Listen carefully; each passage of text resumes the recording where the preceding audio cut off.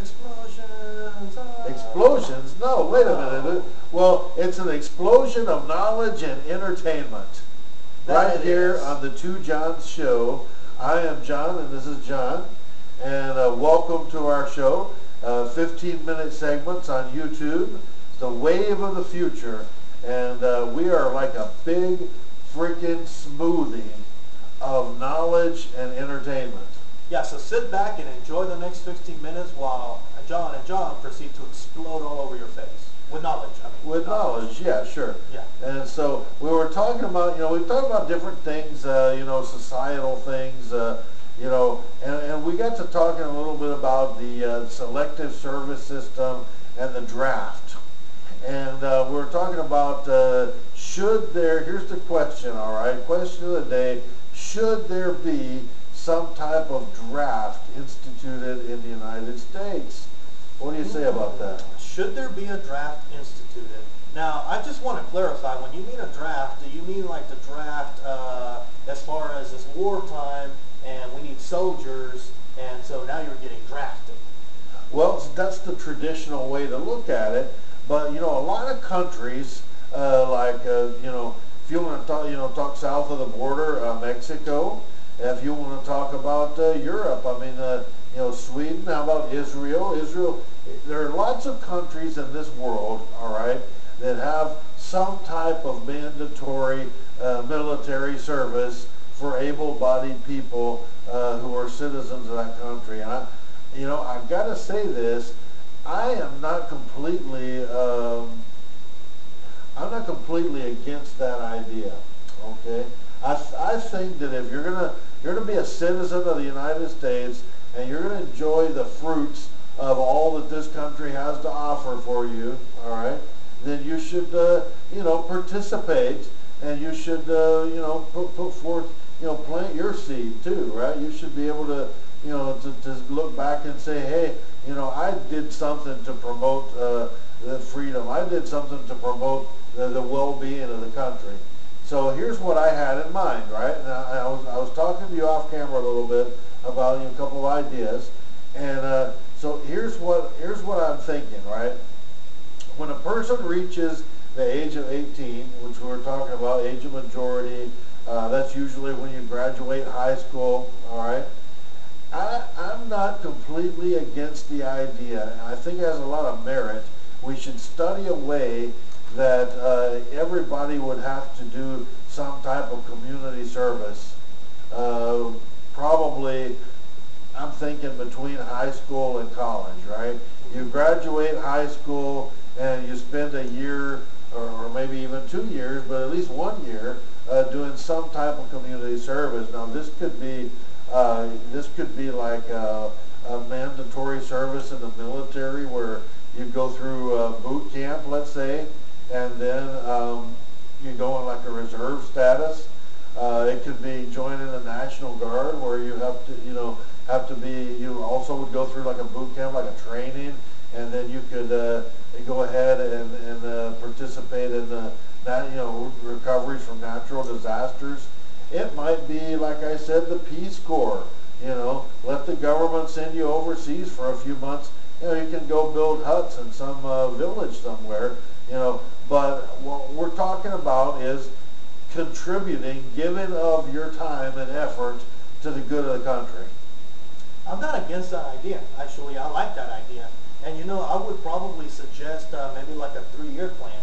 Why Really? 3 year? Because from 18 to 21, you could spend those 3 years of your life somewhere in between living with your living with your parents, going to high school, and being still really more or less a kid or a young adult, and go spend those 3 years somewhere in between where you get to kind of start to learn, hey, I'm becoming an adult, I'm going to have responsibilities, I have to be a contributing member of society, right? Like a transitionary period. Like a transitionary period, and then when you hit 21, boom, hey, you're an adult, it's time to go out, it's time to make something of yourself, go out and live life, go out and contribute to society and be a good citizen. If every able-bodied person went through some version of a military training or like a boot camp type experience, don't you think that would be formative, and that would be really just a good experience for people to go through?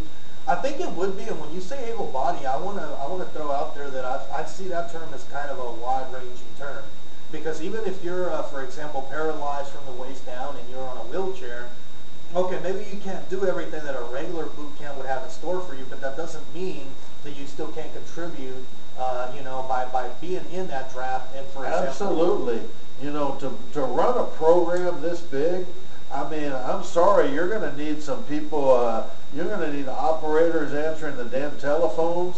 You're going to need people doing filing. You're going to need people doing data entry, So I'm right there with you. And when I'm talking about able-bodied, I mean, let's match the experience that we put people through with everybody's own capabilities, right? You're not going to put the guy in the wheelchair through, have him running through the field of exploding mines out in some boot camp, right? well, no. But you're going to, maybe bring him in and go through some training sessions and, let that guy in the wheelchair also feel that he's participating and doing something for the country.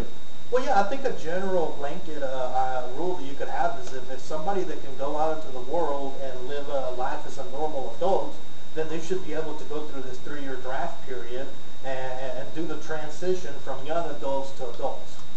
Okay, very good. And I would not be opposed to tying that to several things. Like, for example, all right, if you want to draw welfare benefits, okay, you're down on your luck and you're needing to draw welfare, okay, well, how about show me your proof that, back in the day you went through your community service period or your draft period, military service, whatever it may be, right? Well, yeah. It's important to remember, welfare, a program such as welfare, is not really a right, it's a privilege given to the American citizens, and a temporary thing at that. It's not supposed to be permanent. Right. So if you want to partake of that program because you're down on your luck and you need some help, well, that's your right. As an American citizen, you have the right to do that. But if you want to partake of the pie, show where you helped bake the damn pie in the first place. Well, sure, yeah, and that's, and let's not just rag on welfare, all right? Let's talk about other things, like how about if you're going to get a professional license from the government, like you're going to be a lawyer, you're going to be a doctor, you're going to be a teacher. How about any job where you're actually working and drawing a salary from the federal, state, or local government? Well, even more so, because if you're drawing from the government directly, you need to be able to show that you're contributing to the government as well, more so than maybe a regular citizen might. Sure. So there should be maybe even a higher standard. So once again, we're not talking only about military, although I think it would be a decent option. All right. To have like a 1 or 2 year term that everybody goes through, like a basic training and some kind of specialized training, and do something for the armed services. But it wouldn't have to necessarily be that. It could be like I said, National Guard, could be Peace Corps. Peace Corps. How about a lot of countries have auxiliary police, and that's nothing more than just like a neighborhood watch. And they, teach you about crime prevention and stuff. They give you a radio, and you go out and patrol the neighborhood, and look for suspicious things and call them in, right? Yeah. And so there's plenty of ways that you can participate, and there's plenty of ways that you can contribute. But basically, what I'm talking about is contributing something to society. You're going to eat the fruits from society's orchard. Well, why not help feed and water that orchard? Yes, 100% true. I feel that is something that we need to integrate. And a couple of minutes left. I do want to throw out, right? I mentioned earlier what type of draft you meant. Well, now that we brought it up, what about being drafted as far as the traditional sense of the term, and being drafted during a time of war? Do you think that it's okay for the government to call call upon as citizens in a time of need? I think that's okay, but let me just throw out these couple of comments, all right? Okay. The United States is very proud of the fact that we have an all-volunteer military. Yeah. And as far as I know, the military has, for decades now, been quite capable of meeting their requirements. In other words, they've got enough able-bodied soldiers just with it being a volunteer service. Yeah.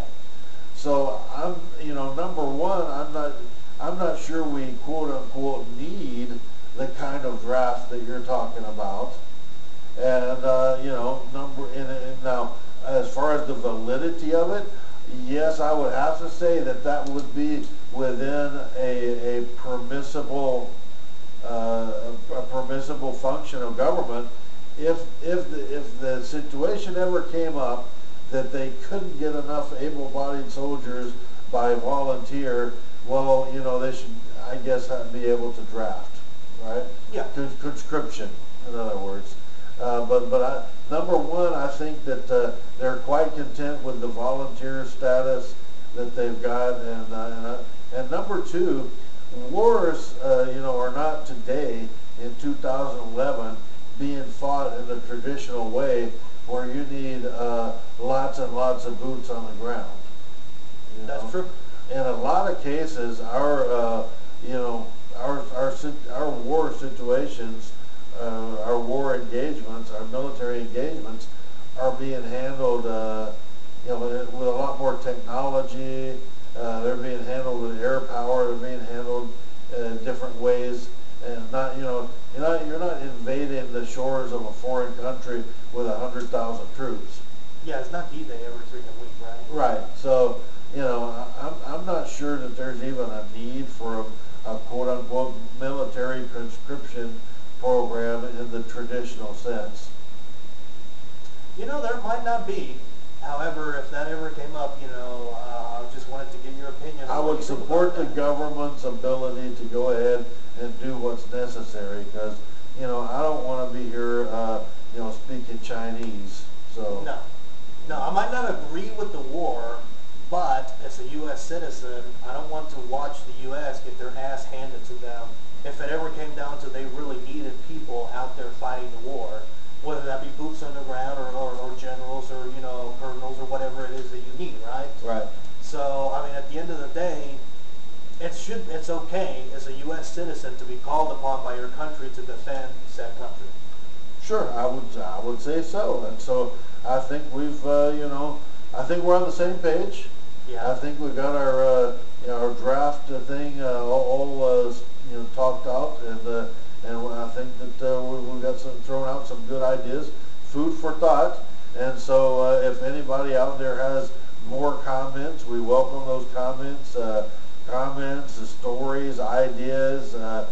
Shoot us an email, let us know. It's two.johns@yahoo.com, 2.johns@yahoo.com, and you can send us your thoughts and your comments about this segment or about any other segment we've done, and just let us know what you think, and your comments may or may not make it on the air. They may or may not. And of course, if you have ideas for other shows that we can do, any other world problems that you want us to fix in 15 minutes, feel free to shoot that out to us. We'll take a look, and if it's a subject that we feel is worthy of our enlightenment, then you better bet that sure as hell we're going to enlighten upon it. So that is so true. We'll be more than happy to take your show ideas and run with them. So that being said, we bid everybody a farewell, a fond farewell, adieu, and until next time, have a great day, everybody, and we'll see you next time on Two Johns, No Waiting.